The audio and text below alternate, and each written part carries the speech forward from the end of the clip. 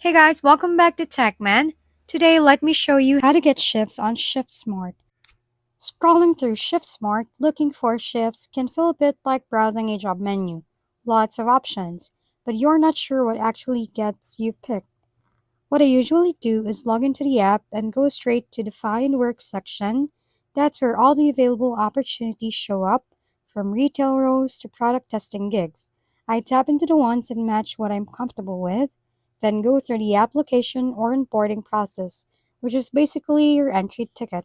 Once you're approved, that's when things get easier. You can start picking shifts, building your schedule, and actually getting paid. But here's the part people don't talk about. The hardest step is getting accepted in the first place. Quick tip: take your time filling out your profile application. The better it looks, the higher your chances of getting selected for those shifts. If we've been helpful, kindly give us a thumbs up and don't forget to hit the subscribe and bell button for more contents. For any questions and suggestions, comment down below.